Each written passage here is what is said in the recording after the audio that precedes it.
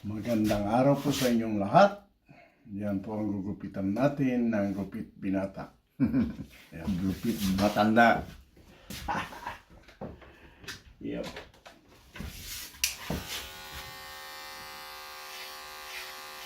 Doon nagalit si yung isang misis Sino? yung asawa ni Juan. Nagalit? Bakit nagalit? Nagalit. Kala niya anong tawag doon? Kala niya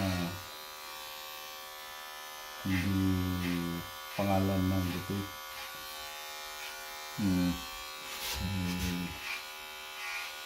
Sabi ko, kasi hindi makainit yung asawa eh. Sabi niya kasi, alam mo naman ang alin, yung gupit ko. Ano yun? Sabi ko naman. Siyempre, gupit binata. Yun. Ay, yun na. Na-surprise ko rin. Bakit? Binata eh. Bakit gupit binata eh? Dalawa ng anak. Ayun, hindi Doon nagalit yung misis? Hindi makasagot. Oh my God. Really? Eh, sabi ko, kung ginaantay ko, hindi na makasagot eh. Nag-iisip. Parang nag-iisip sa tingin. Sabi ko eh, hindi. Pangalan ng kwan lang yun. Gupit. Hindi magpapagupit ang binata. Kasi may dalawa ng anak eh. Oh my Alam God. natin yan. Kaya lang, may tinatawag na gupit binata. Yun ang gusto ni Mister. Ay, wala na, hindi na nakikinig si Mrs. Talaga. Kinakausap ng sarili, wala na. Oh my God. Kaya mahirap pa. For that. Biro-biro eh. Nakatakot. Wala na. They can't even take a joke anymore.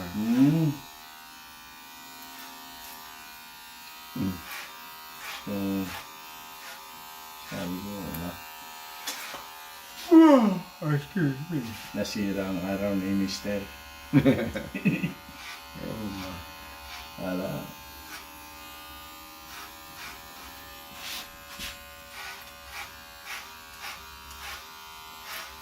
She must be the boss.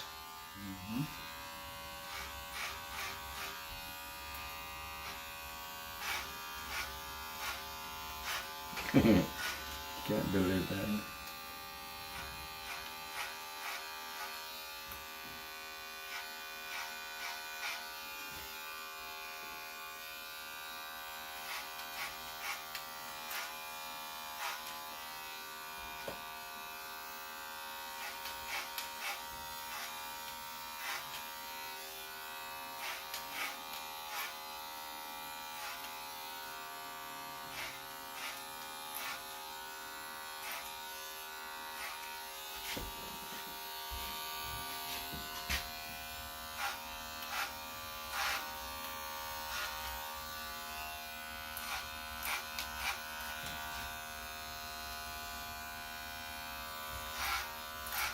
Filipino din ba yun? Siyempre. Taga Baguio yan. Sa? Sa Baguio. Baguio. Oh.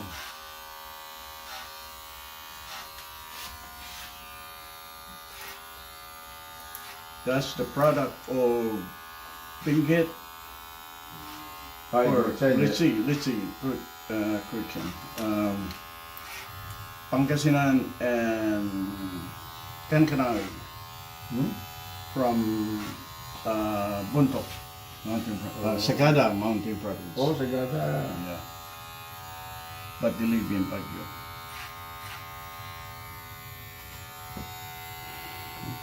Kaya nakapunta ako sa Sagada.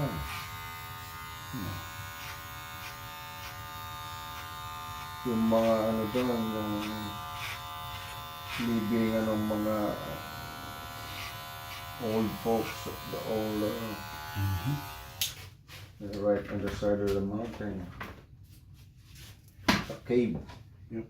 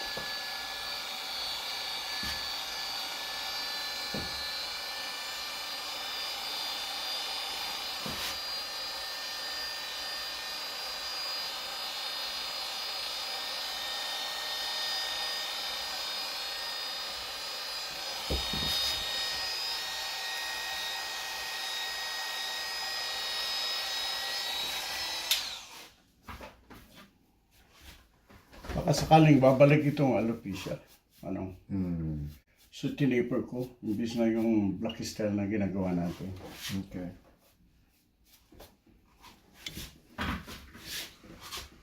Then,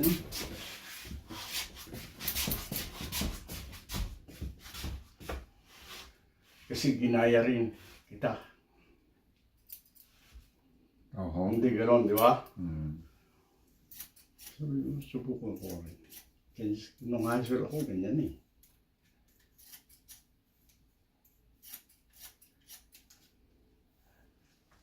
Ako pang taga-Gupit sa PNT.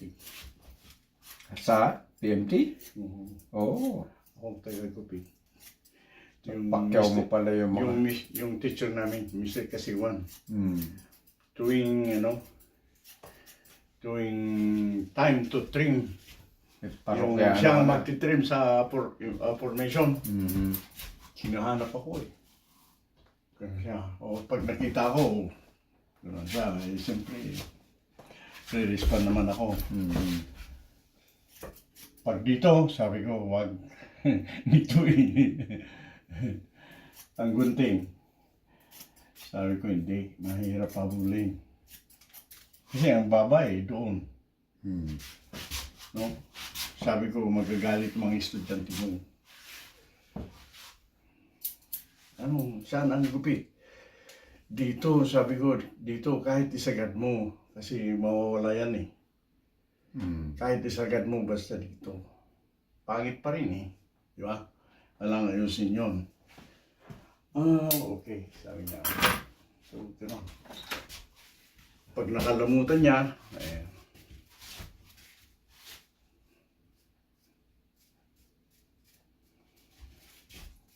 kaya pagkatapos ng gupit, kala mo, hindi nagunting yung buhok. Yung mahula eh. Magiging ganyan. Wala na.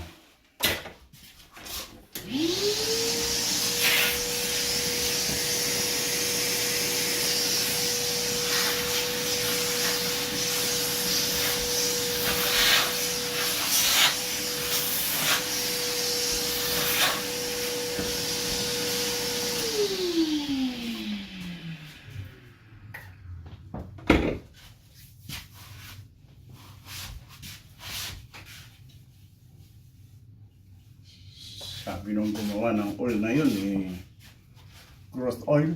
Hmm. So, we'll see. Anong growth oil yun? Dito po. Oh, tropical root stimulating growth oil. Mhm. Guava? May guava? Siguro. Kaya, Oh. kahit ano ba, basta totoo. Di ba? Yeah. Yung sabi-sabi lang, ala. At least sinubukan natin. Yeah.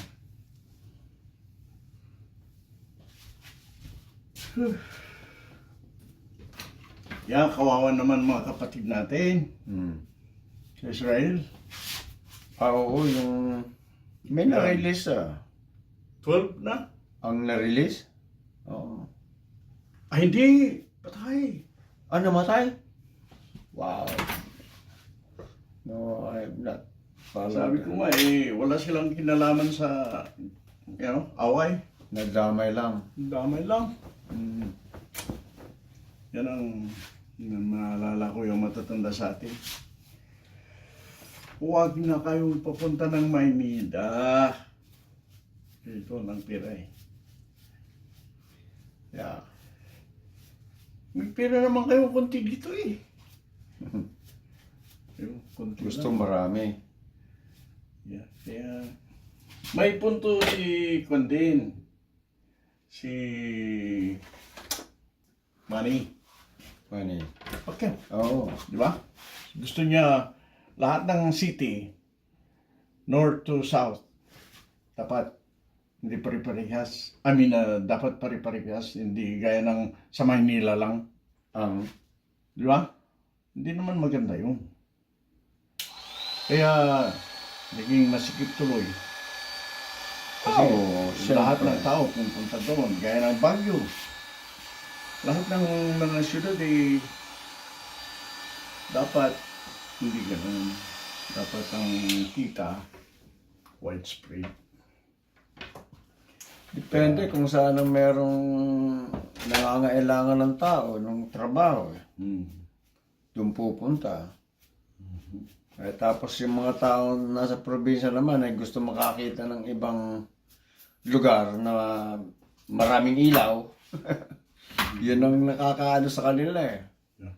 Malalaking building, marami sasakyan. Oh. They're attracted to that idea na although hindi nila iniisip where are they going to get their food, their what employment that they have, and then what kind of skill that they can offer or they can sell.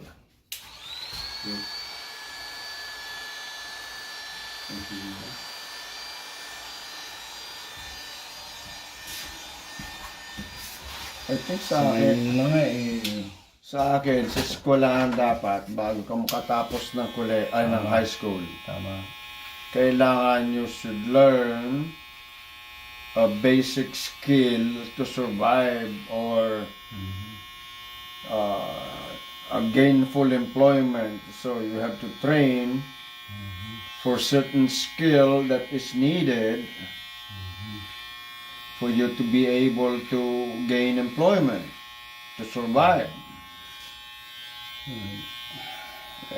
Ultimong just to know how to use certain tools if they don't even know how to use it. So that alone will help you kung marunong kang gumamit ng isang kahit ano ka, martilyo, marunong ka magpako, marunong kang mag-cut ng kahoy, marunong kang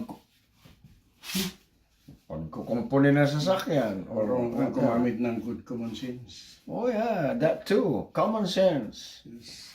See, Common sense is free. You can have that on your own. yes. Once you have that common sense and you use it, Yes. you can survive. Yes. See, you know mo si Lincoln, huh? Si Abe Lincoln. Became a lawyer without going to university. Yeah. But, you know, ibig sabihin kung hindi mo kaya mapunta sa ganon, pwede kang mag-self-study. Mas mahirap lamang. Naging lawyer, then become president. Through hard work. Yeah, okay.